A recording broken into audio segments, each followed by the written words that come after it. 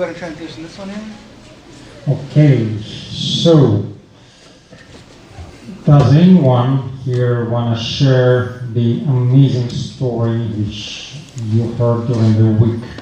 Maybe about technology, anything. What inspired you? Jim, what did inspire you that week? Yeah. What was an idea, yes? Anything? Anything, picture, idea, yes, finally. Well, I have on Wednesday a very interesting meeting in the DA school in Stanford. And it was very interesting because the DA school is very famous for the design thinking. And everybody talk about design thinking. But talking with the leaders of the school, they say everything that we do in life is design. Have you ever designed your days in the morning? Have you ever think what you are going to achieve? And that was very shocking for me. But the most shocking thing was when they started talking, say, usually when we think and design, we expect some results. And everybody here is talking about innovation. In innovation, the results are never predictable. And if you want to design, you need to think that you can design with a very clear result, or with a goal, or to achieve something even that is not the goal that you have. That was very interesting. Wow, thank you, Jorge. Designing the day, so you start your day with drawing your day. Excellent. You want to share your... I can share. Yeah? Thank you, thank you. What's your name? I think it's the first time I've seen you out here. I'm Lulzy. Lulzy. Welcome. So I'm Lulzy, and this week I got these. I actually discovered. You see these? I actually discovered a disturbing new trend where there are a lot of hardware devices that do not power off in Silicon Valley, or do not power fully off. These are one of them. Headphones. And these are $500, by the way. A lot of these smart TVs, same thing. They don't power off unless you unplug them. And it caused quite a stir on a lot of my social channels where, yeah, there are devices being built that don't power off. And what is the motive for devices that do not power off? We checked this with Wireshark. We checked this with a lot of other things. They don't power off. They are listening to you right now. All right, so for those that are watching on the stream, she's holding up a pair of headphones. So that one, and over here as well. This one, this is the live stream. Hello, let me see. These. Yeah, AirPods perfect. Pro Thank Max. you. That's the model. Are there Yes. any lights on or indicator Yeah. lights? So All do the time. so do you know if that's true with cell phones as well? Have you looked? Yeah, so it was recommended by experts, and this is actually coming to the U.S. that cell phones are going to have a removable battery Yeah. just to ensure that they do power off. Yeah. Yeah, that was an EU thing, right? Yeah, well, it's also suggested by the likes of Edward Snowden that these devices also do not power. Yes, my hero. Thank you. Pay Oh. attention to things keep watching you. Okay. All right, one more. Another story. Related to that, I heard that Amazon announced that they're going to use the conversations recorded by those Alexa Echo devices Yeah. in your home to train their AI. Jeez. Wow. But what I didn't hear is, are they only training the conversations that take place after you say, "Hi Alexa"? You know, here's the Right. Or maybe are they listening like during your dinner conversation? Well, I mean, Loyalty just said right now, she just said that, the device is pretty much always on, yeah? Yeah, so Alexa, Siri, and Give her Google the Assistant are microphone. Alexa, Siri, and Google Assistant are always on unless they're unplugged. And they're Always. always listening. That's why pretty much everyone in my community has Siri switched off, all that stuff switched off. I don't have any of that stuff. Also, ring doorbell. Ooh, that's another You one, see, man. but our people crypto, so That's another one. everything Be careful. must be confidential. Steve, what's your story for today? Wait a second. For that week. What inspired you? For the week? Yeah, for the past Yes, week. inspired us. So what inspired Yes, you yes. that week? Talk about it. Talk about You it. need to talk about how he inspires us. Yes. You did a great job last Saturday. Yes. All right. Yes. Yes. Steve was a star of our mix Yeah. event. Give him the microphone. Microphone. Microphone. Yes, we will. We will. Excellent. Yeah. So thank you to Steve. Applause. Okay. So now All right. next we go to Balaji. Oh, wait, hold on. No, not yet. Let me do the intro. Okay, sorry. All right, now that we got that kind of the icebreaker in, welcome everybody to Lightning Talks. As we've been talking about our highlights of the week, I've been showing here on screen some photos, which if you're not part of the Discord, I pretty much post, there's probably thousands of photos on here, so you can go back a couple years and see all the events that's been going on. Pretty cool stuff. But yeah, that's that. Make sure you guys join that. Let's see, where are we at? Make sure you guys head on over to the Hacker Dojo website, the best place to connect with Silicon Valley. Yes, I think it is. I absolutely agree. Okay, let's head on over to the slides. Slide time. Cool. All right, if you are a guest for the first time, make sure to get a... Do we have any guests here? I'm kind of curious. Any guests? First time guest? Oh, in the back. All right. What's your name? Hi, Bill. Oh, welcome. Okay, not first time, Bill. Actually, I don't like this. I've used this already. I'm kind of curious. Let's see. What's a good one, Svet? Actually, how about the other one? Yeah, this one. I like this one better. Hackers, raise your hand. Do we have hackers in the house? Ooh, hackers. Nice. Beautiful. Love it. Wait, hold on. Oh, hackers again? We don't want to be known. Stop that. Developers. How about developers? There we go. Nice. That's a Hacker Dojo. There's a lot of developers here. Entrepreneurs. Okay. That's it. We got to get the microphone. I want to know what their entrepreneur is all about. Let's find out here. Want to present itself? Who wants to talk about their entrepreneur? Who wants to to plug in their entrepreneur to the world? No, I'm not in the entrepreneur division. I'm actually a developer. Okay. Right? So, can I answer the previous question? Sure. What are you developing? Yeah, so I wanted to answer the previous question on something that inspired me.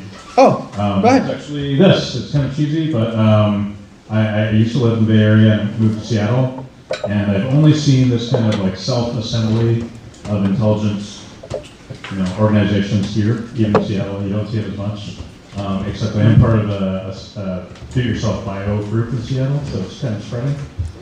So anyways, this is exciting for me. So when you said this, you pointed at your nachos. You're like, this is what's inspired me. Especially my nachos, but also this organization.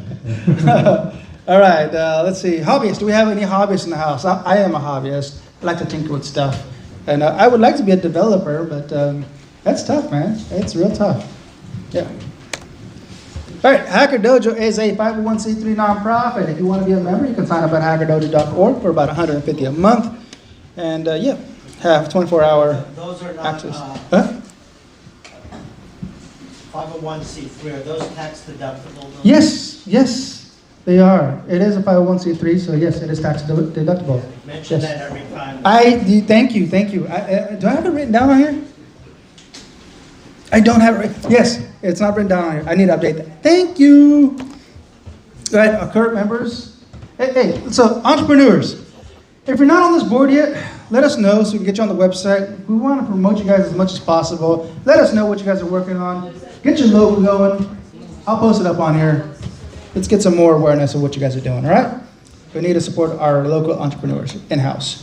Volunteers. So this is a nonprofit, so we do rely on a lot of volunteers. A lot of manpower is obviously very important. So if you want to volunteer, there are some positions available, like what Svet is doing in the back. He is helping co-hosting Lightning Talks today. There's a lot of events that go on throughout the week that do need help. For example, like somebody that can monitor the sign-up board. That's always nice. There's nobody manning the chair over here on the back for the live stream. It would be nice to see that,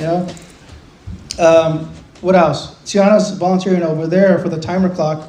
That's another volunteer position. There's a lot of stuff going on the back end that makes this experience a lot more enjoyable. But it's because of the volunteers that we have that make this such a great event. in all the events that we have. So thanks to our volunteers. Donations, if you do want to donate to this nonprofit, this amazing nonprofit, there is the Venmo code there if you guys want to scan that there. And by the way, Ken, where's he at, Ken? He did bring some hot dogs, so thank you, Ken. If you guys want to donate for the future hot dogs or future burgers or New York steak, do we get some steak next time? Sure, Donate to the Venmo, scan the QR code. Here's some physical items. If you guys want to donate some physical items that are on the list, this actually needs to be updated. Yeah, Tana? Yeah. It needs to be updated, yeah.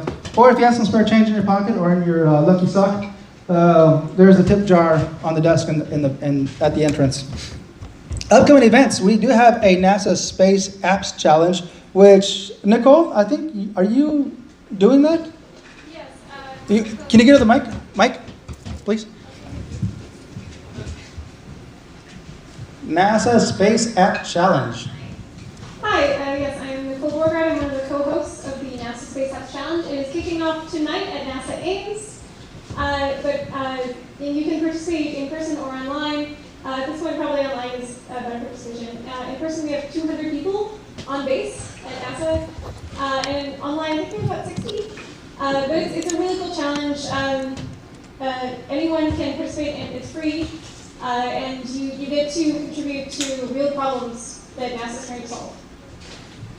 Perfect, thank you. Don't forget to bring your IDs because entering NASA, they always require that. Am I right? All right, yeah. Hey, government secrets there, like all of these cracking methods around, so secret, anyway. All right, so that's going on Saturday. On Sunday. When I go to NASA, do not park on the curbside, okay? They're gonna pull you over, and they're going to check every defect in your car, like worn tires, any lights. It's going to take 2 hours, and I read it really bad. Don't park on the curb. Don't park on the curb. Wow. If you get a ticket, it's a federal ticket. You can't go and find a Santa Claus. Wow, okay. All right, so that's Saturday. That's why Nicole suggested, highly suggested, just do it online. Just do it, go online. Pretty much. Yeah, so we're going to have, on Saturday, after the hackathon, on base, they kick us out at 5 p.m. So we're going to come here and continue to hack on Saturday night. 6 p.m. Come on by, 6 p.m. All right, then on Sunday, we're having free computer tech support. So if you got some issues with your computer that's just making some funny noises, come on by and get it repaired. On Tuesday, we have Python Meetup. It is actually really active, so if you guys want to join that. Yeah, you want to talk about that? Yeah. Sure. Yeah. Hey everybody, so the Python Meetup is for people who are not brand new to programming, but might be new to Python or might want to up their game from beginner, intermediate to advanced. So we're talking about all the things that make Python really easy to use. The last couple of weeks we wrote a Sudoku solver, which we'll finish up this next Tuesday. Next up we're going to talk about regex. So we just dive into all the different things that you've always struggled with and wanted to know more about. And there's no set syllabus, it's very free form. Whatever questions you have, whatever problems you're working on or projects you're working on, we're happy to dive into it and help you learn more. So come on, meet us on Tuesday. Perfect, thank you. And the great thing about that is that if you can't make it in person, you can join the Discord and learn Python together. And it's a huge community. How many did you have last time? It was like 16 plus, I think. Yeah, in person, maybe 10 people, then online we had another 10 or 15. Yeah, cool. All right, so Wednesday we have music and AI. And Wednesday again, IIT Bay Area Startups Club. And Thursday we have free computer tech support. Again, obviously a lot of people have a lot of computer issues. So yeah, bring your computer in. Thursday, implementing innovative ideas. Jorge? Yeah. You want a microphone right behind you? Yeah, every other Thursday we have a meeting that is 2 hours long, and we work in how ideas work.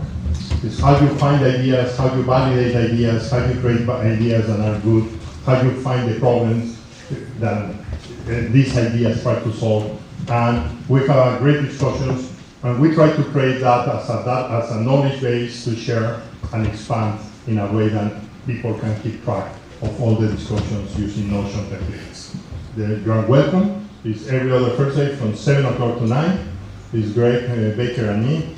We are doing that this coming Friday, Tuesday is going to be. And we hope to see you again here. So I just want to reiterate that these are all volunteers. I'm a volunteer. So if you want to join and help, or if you're really good, if you have a really good talent or skill, please share that with people. You know, help me learn something new. I would like to learn something new. So create a class, you know, a course, or meet up online, Discord. Yeah, this is great.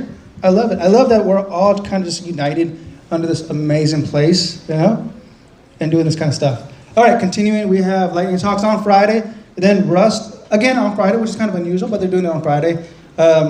If you guys are into Rust, you guys can do that. I'm pretty sure that's going to be in the classroom, right, Tiana? Yes. Okay, yeah, okay. And then on Saturday, Ultimate Game Night. That's a big one. That's a big one. We get, so, I don't know, what is the percent? It's a high percentage of first-time visitors. Every single time we have Ultimate Game Night, it's like an over, like 70% new people in-house. So literally it's us, right? But we're only counted as 30%. And then we have 70% on top of that. That's how many people show up to Ultimate Game Night, because it's so fun. There's so many different stations all over the tables in the classroom, everywhere. There's so much stuff going on. So show up to Ultimate Game Night. These are our events for the week. Thank you guys for listening. Let's go ahead and get started with Lightning Talks. But always remember, our first rule is be excellent to each other. Our speakers will have 5 minutes to start. That's not actually really aggressive. Be excellent to each other. All right? Do you know why game nights are popular? Why? Because in recession, the most popular, the most thriving industries is gaming. Nice. Yes, Nice. economically. All right, so our speakers will have 5 minutes to talk. Let's get our first speaker up. Svit, who is our first speaker of the day? Biology, of course. Balaji, come. Oh, you dropped your phone. You dropped your phone.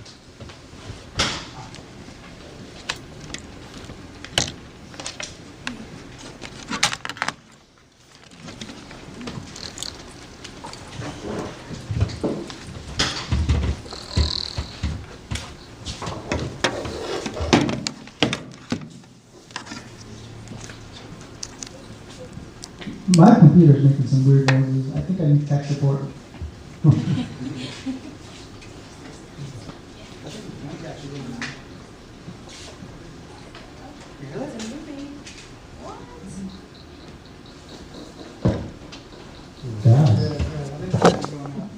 Hello? Oops, sorry, that was me. Hello? Yeah. Sit down. Oh, yeah. Hi, I'm Balaji. I'm a software engineer as a consultant. I work with different companies. I have a startup also called 8Wave. And I'm a fan of animal design. I mean, basically, I want to convert different animals from cockroach to mosquitoes, different animals design. I'm just converting to machine design like. So in that series, I have given a lot of talk in that way. So this is related to the camel. So camel is one of the wonderful machine which has a design for desert environment, which adapted to that so many hurdles in a way which we can imitate that in a way biomimicry they say. So that way we can use a lot of areas like this truck, which is based on camel's design.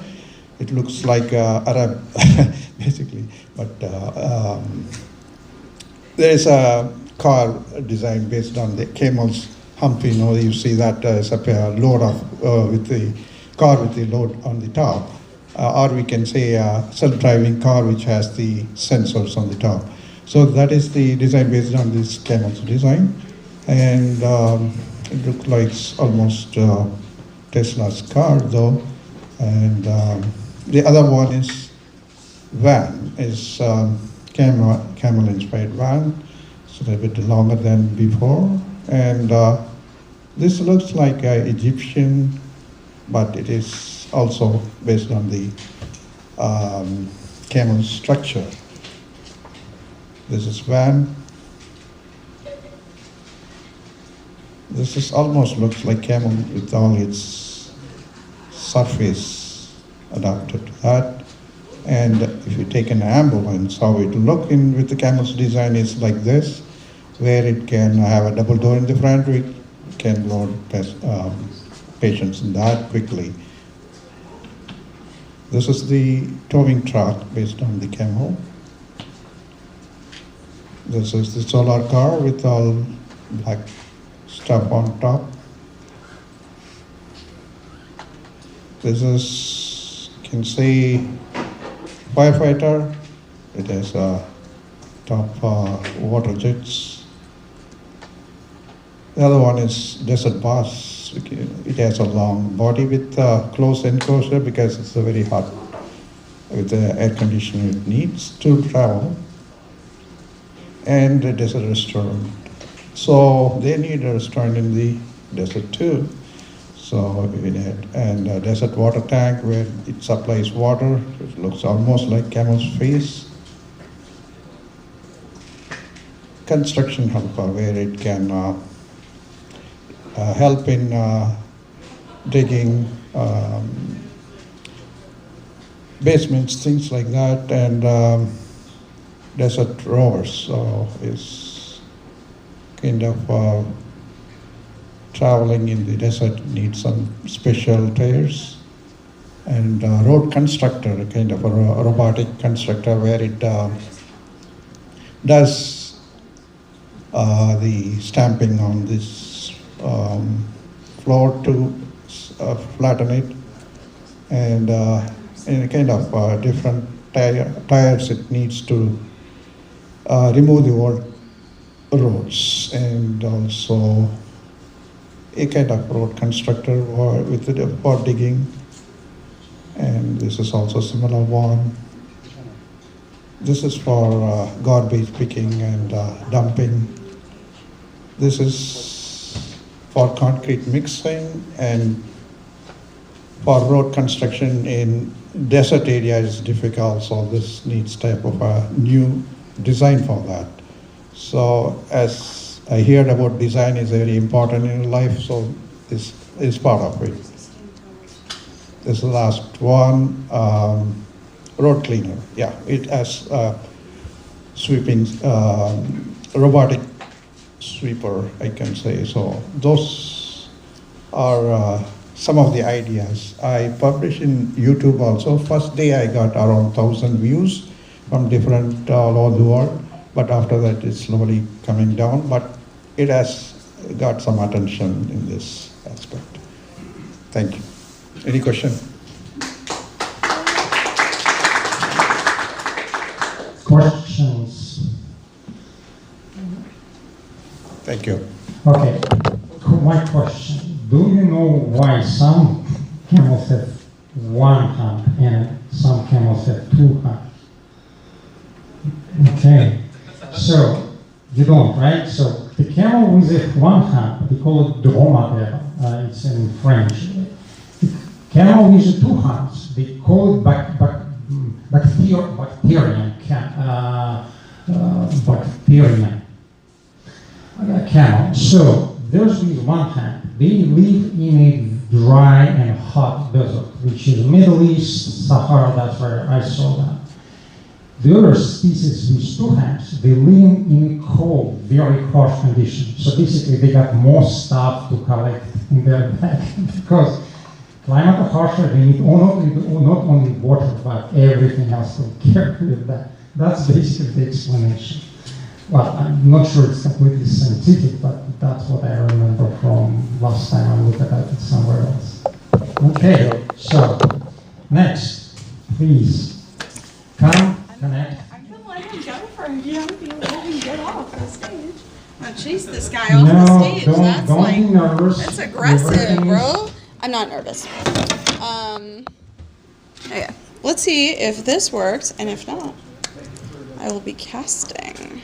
Okay. Let's see what we got. Oh, we do. Okay, great. All right. tight.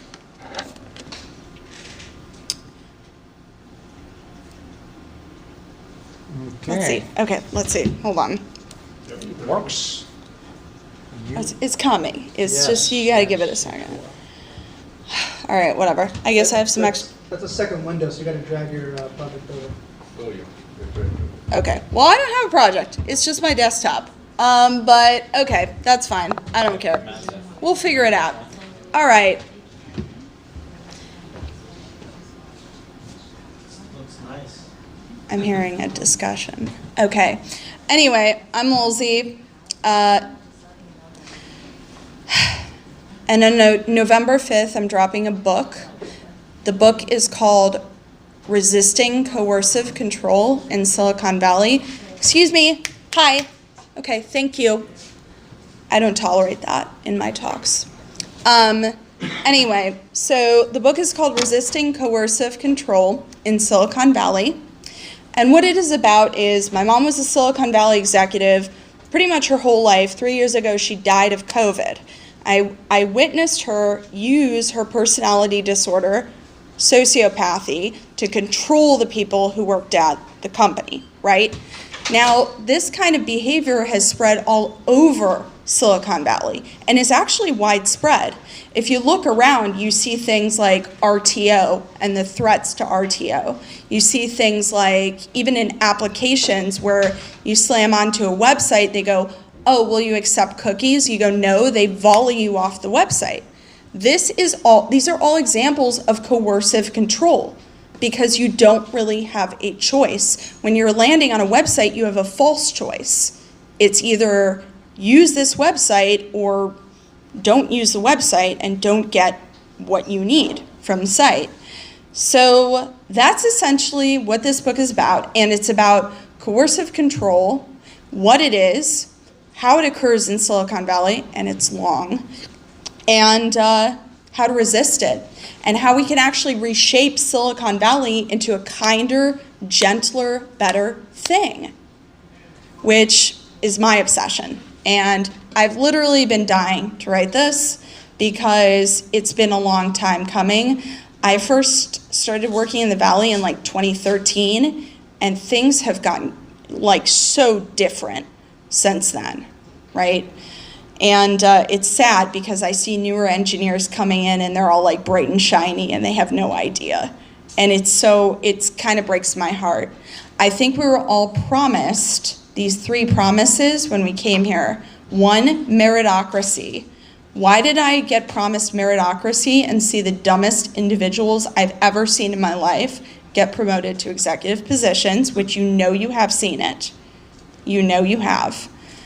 Secondly, you got promised innovation, but the innovation recently has been like missiles and ads and a slightly better camera on an iPhone. Wow. Okay, that's not really what I was promised either. So lastly, you were also promised like some kind of freedom, but with this RTO stuff, trying to force people to do this, trying to force people to do that, it's really not, it's kind of losing its luster, if I'm being honest. I'll take questions at the end, thank you. So anyway, that's this book.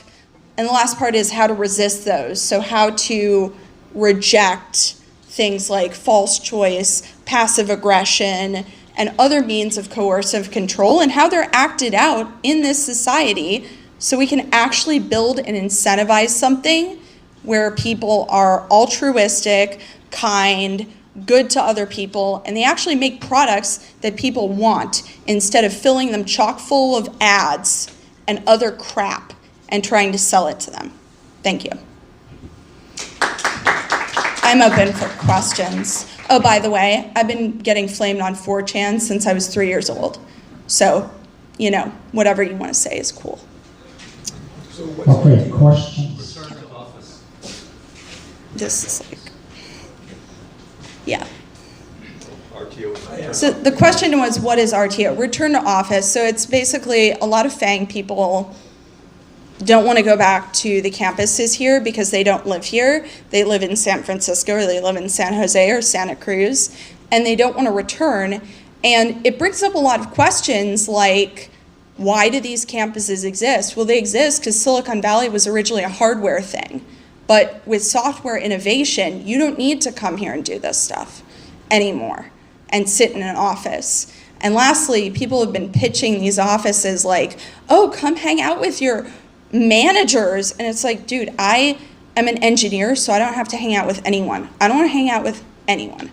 So a little bit like not a good pitch. And lastly, I know they're getting desperate because a bunch of these FAANG companies, one in particular that might be here in Mountain View, has emailed me 4 times asking me to come back and be rehired. No, sorry. Any other questions?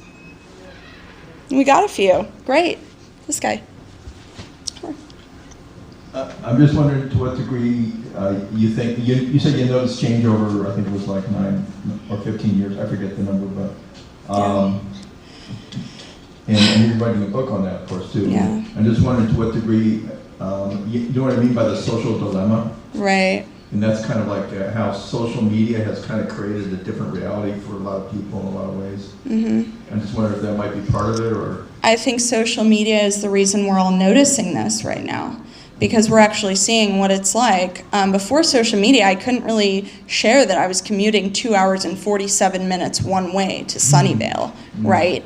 So, you know, this has actually brought things to the forefront, and it's brought a lot of consumer positive changes to the forefront, one of which just got passed in California this week, the Delete Act, which allows you to delete data from data brokers in California for free. So, yeah, there's a lot of really positive pro-consumer, pro-worker sentiment in the two newest generations, and this is going to cause a lot of changes right here in the Valley. So, I'm sorry, it sounds so negative. Go ahead. You guys got questions, that's great. What's the name of the book and when does it come out? Yes, it is Resisting Coercive Control in Silicon Valley Technology. And the official drop date is November 5th. And I have a QR code, which I cannot, because of the overlords of Silicon Valley, cannot display at this point. If you open the QR code and drag it off screen, it'll go up to that screen. Okay, yeah, I'm just gonna, you guys can just come get it, yeah. You could hit Command F1 in yours. It's fine, sir. Yeah, it's fine, it's not a big deal. Yeah, and I saw he had a question as well. Thanks.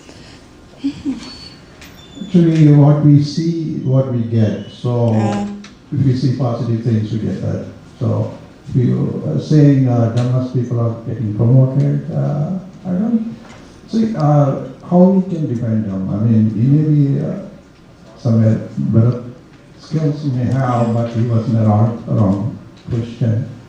So nobody is dumb in this sense. So it does not mean that the capable people are being promoted. Yeah.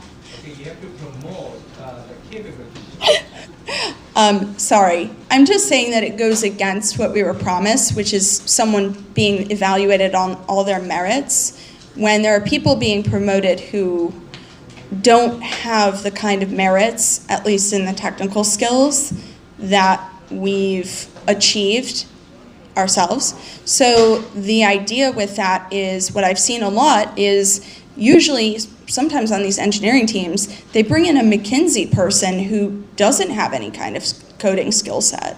And I feel that that has helped contribute to some of the decisions we're seeing today. For example, most of the CEOs who are of Indian origin, they belong to a specific church from India. It's like 0.01%. I don't like that. Yeah, you know, also another thing is, I just want to kind of raise the flag on this. This used to be a place for engineers by engineers. And a lot of people came in from finance and consulting and contributed to what's being called enshittification of a lot of the products. So now these decisions are not being made for the user, but being made for making the most money possible. For example, remember Netflix's promotion was all about ad-free, but you pay for it. Now the ads have been re-added in, and you still have to pay, right? So there's a question of who's caring about the balance sheet and who's actually caring about the user and the functionality of a lot of these products. And you see this in pretty much all the products, including dating apps, which is why you guys can't meet people. So, thanks. Thank you very much. All right, do we have Paul in the house? All right, give me a second. All right. Okay, so Well, Paul gets set up. Come on. I got my story which excited me, and I will share it with you, but it is not about technology. It's about paying attention. So the story is, I actually read it on Twitter. One art collector and art connoisseur, the person who knows a lot about art, was watching one of the very popular TV shows. It was like British or something, and he paid attention on the ground.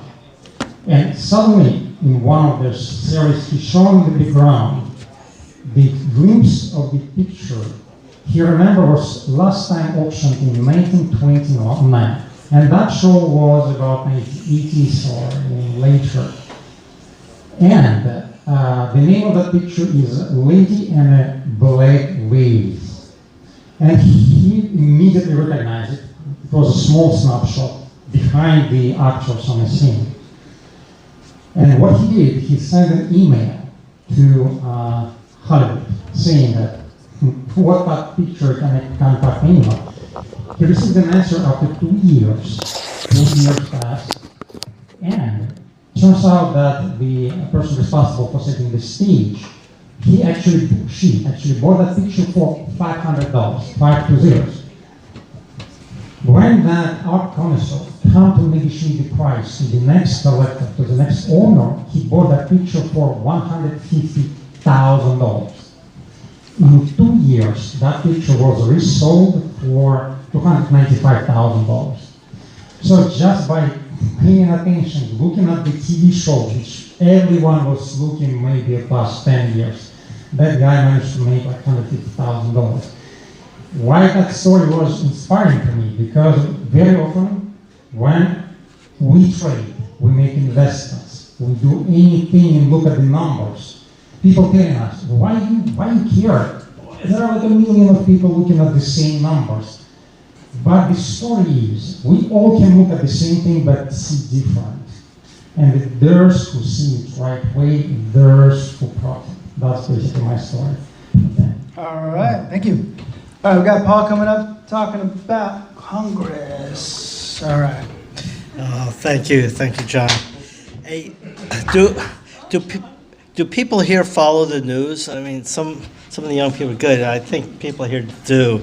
If you do it all, you notice that this week Congress totally broke down. And Congress is 1/3 of our government. If there's anyone here studying for the citizenship test, you should know that. There's 3 branches of government. This is one of it. Congress is totally broken. These are headlines from today. Congress is in crisis.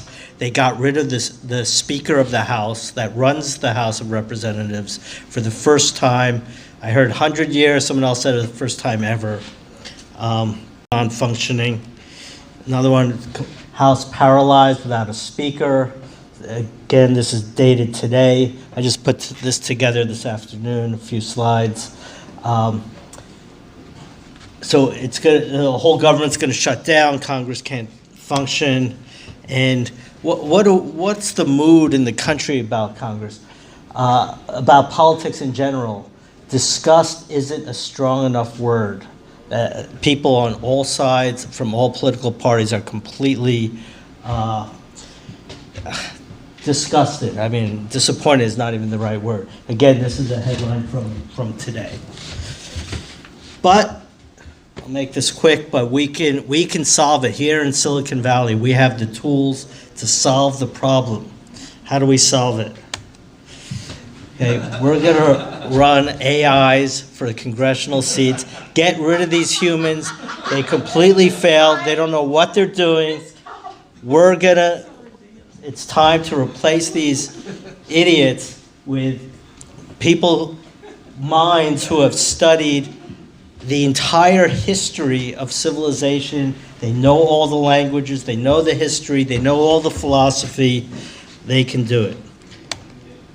So we're ready to start. First step, of course, is to make some campaign buttons and sell them out here. So I was playing around with the new DALL-E image creator from OpenAI.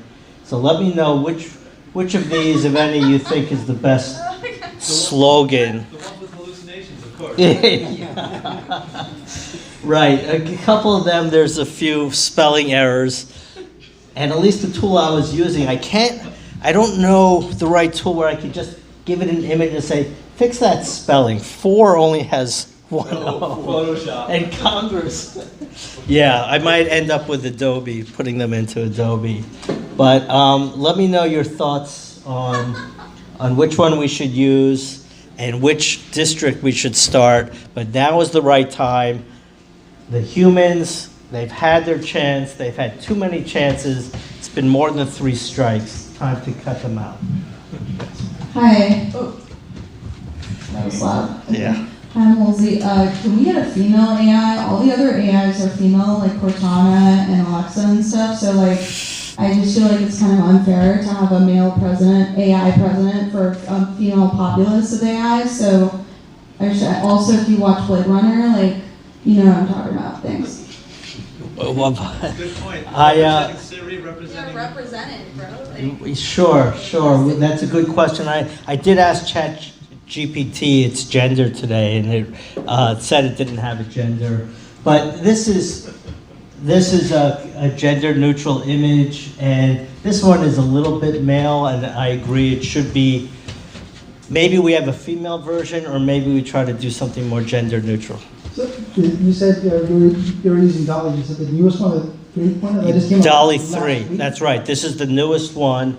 It's good. It's really good. Look at this image up here, how you see even the threads of the background U.S. flag. The images look nice. The idea is kind of questionable, only because I've seen movies where you're da-da-da-da-da. Yeah. Hollywood has presented a lot of anti-AI propaganda, and we have to get over that. Maybe we need to generate some pro-AI movies as well. So you're suggesting to replace the idiots in Congress with an idiot savant? Right. But the hallucinating, they might lie less than the I propose current. for a slogan, any intelligence better than no intelligence. Right, good one. We'll have a contest for the right slogan. I also have a question. So the AI, like, you could train it on whatever data you feed it. So I could feed it like whatever I want, and then kind of like make it do what I want. Well, right? we'll train the AI candidates on all of Wikipedia, Okay. but also on Okay. everything going back to Are Herodotus. you doing 4chan or how much 4chan is it doing this? I was just curious. Okay. Well, I feel unrepresentative if there's no 4chan. Yeah. I feel offended, personally. We'll have a committee. I'll take Yeah, I'll take okay, your. I wanna be on it. I'll take that under advisement. Maybe Aristotle, not 4chan. Yes, Aristotle first, Plato second, and then we'll see about the rest. Actually, there is a solution for that. In ancient Rome, they got 2 counselors running the Roman army by the days. One day was a tribune responsible for people's man running the army, and the second day was the senate man, patrician running the army. Same with that. One day, another day, another edict. So, okay. Questions? Yes. May I also suggest we run 2 AI candidates who despise each other to get people upset so that they will vote for one or the other? Right, stir up interest and have them debate each other. Actually, I do want to mention, it reminded me, in South Korea, there were some scandals involving newscasters, so they have AIs now as newscasters presenting the news and as corporate spokespersons or talking heads. And maybe it's time to use that technology for an actual candidate. We're getting close. Thank you. Right. Paul, right? Paul? Yes. I want to check the name right. Sure, it's not. It's not an AI name, is it? No, that's my human name. All right. All right, so next we have Sid coming up, talking about macros and crypto. Is that an S? Oh, macro and crypto. What else? All right. Well, it looks like an S. All right. Did somebody else write that for you? Yeah. Keep talking. I got. Oh, keep talking? Yeah. So who keeps up on crypto? Raise your hand. I'm just curious. Who keeps up on any of the information? You got one person in crypto. Oh, man. Who's that? That's going to be tough. Who's that? He's excited. Right there, boom. Oh. Yeah. More macro than crypto. More macro than crypto? Okay. So the question was, who keeps up on crypto? Only because I've been reading a lot about the FTX, FTX situation that's been going on. I was just curious if anybody's been following up on that stuff too. Cool. All right. So, Sid, go ahead. Unfortunately, people paying attention to non-significant like groups in the news. But that's the destiny of one man who just made a splash which burned all of us. But it's think about thousands of years. After thousands of years, you will forget about that event. You will only one thing keep in your mind is the price of Bitcoin. Brother, I won't be around in 1,000 years, man. Oh yes, you will. You don't listen to our presenters. Remember, our curve goes like that. So, yes, okay. So, I'm Sid. I'm founder of Ergonomics, which are digital wealth management on chain. Today, two graphs again, positive and negative. Positive and negative, of course, is very relativistic in economics. Positive, I mean something which spur economy up, and negative, which spur economy down. So from that, from this week macro data, we get jobs, job opening suddenly rising by 690,000, which was a significant spike compared to the previous months. With this job data, we have complete disaster this week because we got two sources of information. One coming from government, which says that jobs is opening up, and another we got from private sector. For example, Challenger report and the ADL report. They say an absolutely different thing. They said jobs is going down. So what to choose, no one knows. That's why this week was all volatility. Probably saw the Friday. Monday was up, Tuesday was down, and so on and so on. Friday suddenly stays up. That's a result. And that's usually what happens during the times like that when we are in transition. Economy is relenting, but we don't really know the exact point where it arrives. But anyway, facts is facts. We still goes down by the job opening curve, because remember, there is different types of unemployment measurement. That's only one of them. Also on the negative side, so it was a positive. That's absolutely different measure. It's economic optimism. They measure it by questioning people. What do you think about your future economic prospects? And they do it for almost several 100,000 Americans, and then they register sudden drop in economic optimism, which is coincidentally almost on a lowest point of that graph since 2000s. And the last such a downfall was during or just after the financial crisis of 2008. Why we are so low, different in consumer sentiment, different hypotheses, but primarily probably inflation, because it sticks there. And people go to the shop and they see the numbers. And when numbers saying, oh, it was only like 2%, they saying 3.5% inflation. And people look at the check and they say, oh my goodness, it was almost 50%. But of course it's accumulated.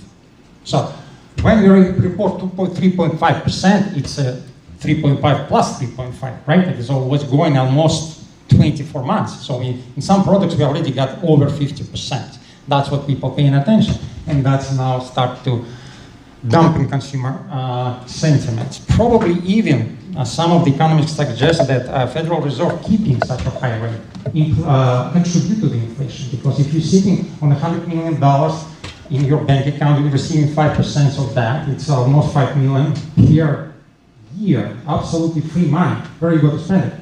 plus inflation. So we are in difficult times, but I like another thing which I read in a literature, and it was about from Berkshire Hathaway, right? And there is a famous partner of Warren Buffett, who is not, who is older than Warren Buffett, and almost as rich. And he said that he's saying, I am 99 years old, and I still, every day I'm cheerful. So probably you people can handle some inflation. So that's keeping me inspired. Okay, so that's it for today. We still have the same picture with, so it's still bearish on both sides, on NASDAQ and on Bitcoin. Although on Bitcoin, actually, we got a little better because less volatility because of less volumes. So Friday, we got spike almost 3% in NASDAQ. In Bitcoin, we got less than 1%. So picture is reverted.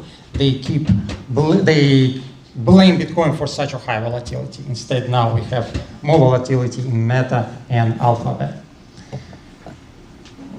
Please ask me some questions. I want to know when Bitcoin's going down, man, because I want to buy more Bitcoin. I want to go to 10,000. When is it going down to 10,000? I mean, give me a date because I'm running out of patience here. Well, yes, I think that's a wet dream for of every one of us is to get at least to 20, right? But you need some money to sell Bitcoin in order for you or me to buy. And the desire of people who got Bitcoin to sell, it's almost zero. For some reason, there is no Bitcoin in exchanges. People don't sell. Although, if you put like economical argument, we can say, come on, Bitcoin should be on such a high faith, given the technology market is basically going down. But that's what we have. Any questions?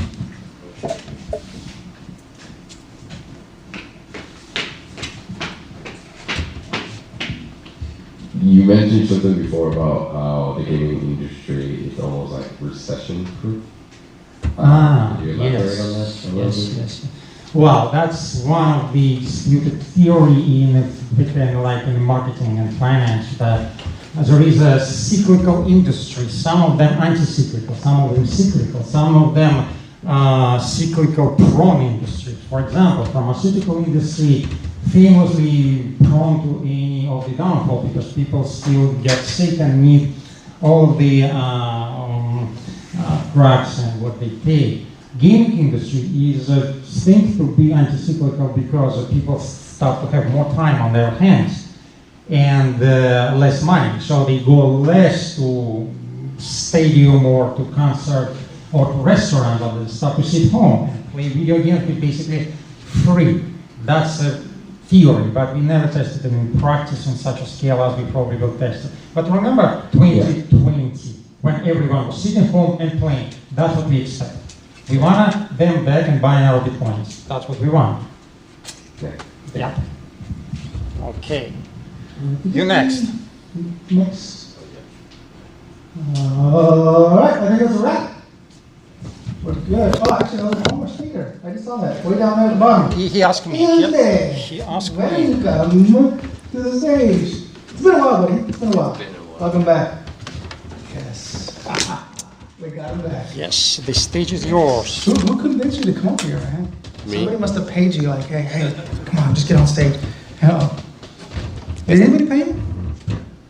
Not right here for this, Yeah, not there. What? but I've gotten traction from doing this. So yeah, Yes, basically. that's good. That's great. So actually, our speakers, I actually have 3 rows there. You guys notice 3 rows. One's for the name, one's for the topic you're talking about, and the third one is a new one that I added. It's for your contact info because there's some folks that will contact me afterwards and ask me, hey, Blockchain John, so-and-so speaker was talking about this. How do I contact them? I really don't know. Maybe try Discord because that's primarily where I'm on. So I'm asking you guys, if you guys do plan on coming up, put down your email or your info to contact, or your website if you have a website. So these folks can contact you. Actually, they did reach out Remember, I told you, bro? Yeah. Yeah, so that was another This one. is good stuff. This is good Yeah, so make sure you put down your input. Lightning Talks is awesome. I haven't been in a while here, but I really like it. And those that know me as the user onboarding guy. So today, I'm gonna share with you user onboarding secrets so that you can get more of the users, the new signups of your product to convert into loyal customers. Okay, so are we ready for? Oh, the timer already started. All right, never mind. I've been here for a while. I got over 15. I've helped over 15 software products with their user onboarding. My name is Ildefonso Prieto, and I'm gonna help you with 3 secrets today that are gonna help you get more people to sign up, improve your week 1 early retention rate, and get people to take out their money and pay to upgrade to the pro version of your product or the higher tier version of your product. All right, who's ready to learn? So, what is user onboarding? User onboarding is all about helping the new user to successfully adopt your product. And it's almost like you're trying to be the mentor for them to understand how to use your product. And you're guiding them to level up and understand how to use this tool that it's gonna make their life better. Ultimately, you want them to be the power user that you are yourself as the founder of your product, right? So, 3 secrets to do that. The first secret is going to be the first UX. This is the 20% of effort that will get you 80% of the results when it comes to user onboarding. This is to give you a context into what it all encapsulates. This is a quote by Patrick McKenzie, highly regarded for conversion rate optimization skills. He says that it's very likely that 40 to 60% of free trial users never see the product a second time, which makes that first use of the software really, really freaking important. There's another study that goes into why this happens, and it's because people don't understand what the product is about, and they don't see the value in the product. So with this framework, we're trying to tackle those 2 reasons, and I'm gonna share those with you today. The first step is that you need to define a very clear goal for the first user experience of your product. This is something that has to be aligned with the core value of your product. This is something that has to be done in between 5 and 15 minutes. The new user, you also have to know that they're gonna be prepared to do it. So if you, for example, are email campaign software, you better bet that your new users already have the email campaign ready to go and when they're going for your goal that you set. But basically, you're trying to set up a very important user goal for the first user experience of your product that you can drive new users to, and so that they can unlock the value that you promised.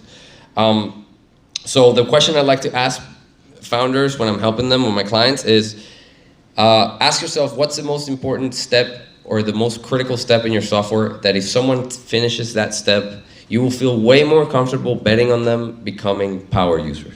If you find out what that is, set it as your first UX goal. Once you do that, you map out all the steps that it takes from some user from the moment they sign up to the moment they achieve this goal that you set. And then you optimize that as much as possible by either removing what's not necessary, automating what you can, and simplifying creatively when you can't do one or the other 2.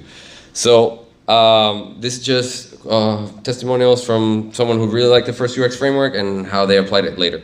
But secret number 2, and 2 more minutes here. So secret number 2, this is all about that you don't have to be a super user onboarding expert to actually improve your user onboarding. And this, even as an expert myself in user onboarding, this is something I still need to do to know what needs to be changed. And you need to get feedback from your users. Ideally, I wanted to use usability testing to get this research done, but it was very difficult.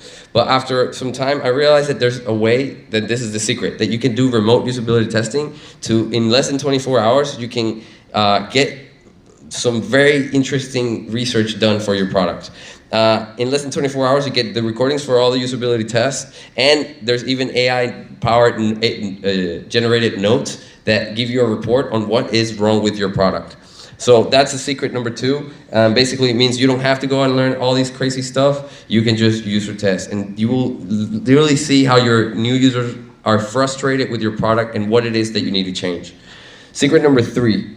All right, secret number 3 is how to get more people to sign up for your product. Remember when I talked to you about why the first user experience and half of people churning after or leaving after the first user experience? Well, one of the main reasons is that they don't understand what's happening. So I stumbled upon a framework called the elephant, the rider, and the path, which helps from the book The Switch, which help you get people to sign up for your product. And basically what it entails is that the emotional side of your user is the elephant, the rational side is the rider, and the path is how easy it is to sign up. So basically what you need to do is appeal to the emotional side by selling the dream that you are going to solve their problem. Then you actually give them proof by giving them testimonials, reviews, and case studies that will give them the rational side that there's proof that this is going to help them, and then you make it as easy as possible for them to actually go through the process or the hoops that they need to go to finish and get the value out of your product.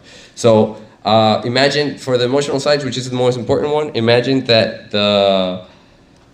that Bruce Wayne is your user and the Batsuit is your product. If together they become the unstoppable force that is able to beat crime. Sell that dream. And finally, the last thing is that you guys are probably feeling like this right now from all this stuff. So if you just want to get more help with user onboarding, feel free to reach out to me. I'll do a free user onboarding call for you guys. I'll do it for free. Here's my website, salesgurus.com. You can find it. There's the QR code for if you want to scan it to schedule a call with me. That's for my Calendly. But yeah, and I guess at this point now I need to open up the floor for questions. So. But wait, there's more. Nice. All right, cool. All right, questions.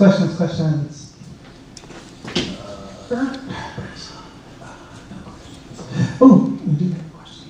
Cool. We need to recover there. That's so fast. Yeah, that was a lot. Everybody's like this right now. I think I'm unfamiliar with the usability testing that you were presenting earlier. Could you go back over that? Yeah. And what's involved? What kind of usability testing is it? And how is that testing done? Yes. And who is doing the testing? Yeah, for sure. So here's the thing. There's a bunch of tools out there that will help you do this remote usability testing. These are just some examples of them. But I put one to the test that is called User Brain. This is the client I did it for. I planned this. You make the planning of the test, and then, so basically all you have to do is grab these, make tasks that the person's gonna go through the usability test that are related to the user onboarding, right? So it's a specific usability test specifically for user onboarding, right? And then once you map out these tasks, you partner up with this tool, in my case, User Brain, in which you give them a set of screener questions, criteria from age, gender, location, and that fit your user persona. And then once you do that, you basically say, hey man, start it. And they, in 3 hours sometimes even, but in less than 24 hours, you get these video that you see here, which you will see that first, it's like, depending on your test and how your user experience the product, it will be 5 to 10, 15 minutes long, sometimes even 20 minutes long. But then you literally see them struggling with your product, and they'll talk out loud as they go, and they'll be literally frustrated. For Ring 4, they had a problem with the sign up, and it was very, very frustrating. People said that so many times that it was very obvious. And they also had a quick weird thing that we found out, that is that they had a logo button that nobody understood what the logo meant, and they clicked it, and it turned out to be a logout. So it locked everybody out, and then people had to go through the horrible, frustrating sign-in process again. So it became very apparent what the problem was. So that's kind of like the point of these. And for now that we have AI, the cool thing is that at least these guys, they let you create AI-generated notes. You can't see it here because it's an older version, but you can create these notes. It creates a report for you, and it literally just highlights the most important time spans that you need to check out, and summarizes the report for each usability test, and then another report for all the 5 to 8 to 10 usability tests that you run together. So it's actually super powerful. I would totally recommend. I don't put the branding for them is not there, but it's userbrain.com. That's the tool I use. Hope that answers your question. That's great, thank you. So it's basically like a mechanical Turk type system for usability testing, where you can just... Yeah, it's basically almost as automated as it gets. Okay, great, thank you. Any more questions? Any more questions? Last call. The hot dog. Where the hot dogs Yes, at? and sell the hot dogs already. All right, it looks like we are done. Ethan, thank you. Sure. Yeah, thank you guys.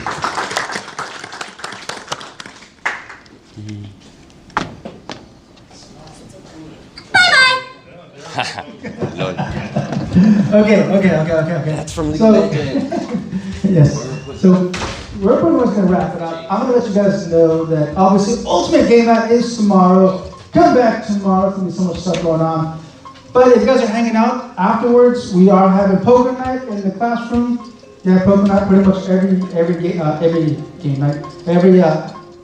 Lightning Talks. After Lightning Talks, we have the game night, poker night. What do you guys do? Poker night? Poker? Just poker, right? Just poker and some other games.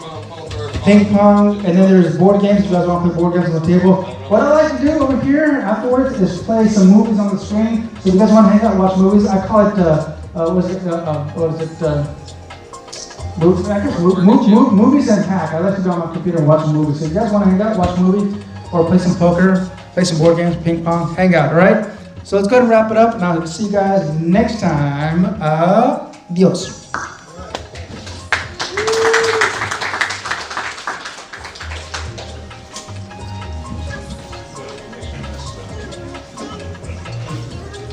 Was I supposed to mention anything else? Oh, hot dogs, the hot dogs. That's right, hot dogs. Make sure you get your hot dogs. Get your hot dogs. No, tomorrow. Huh? They ready? Not yet? Okay. Well, according to, yes. No. Yeah, you're right. No, you're right. I'm sorry. Ultimate Game Night is next Saturday. That's right. Thank you. Yeah, I kind of confused myself because I put the calendar up and stuff. Yeah. Oh, by the way, if you were a speaker today, please put your contact info in there. Where is it? In there. Put your email over here, bro, so people can contact you in the future, or your website. Yeah. I think, was it SAS something? You guys remember? Did anybody pay attention in class? SAS? SAS drawers. What was it? SAS drawers. SAS drawers? Thank you. All right, let's wrap it up.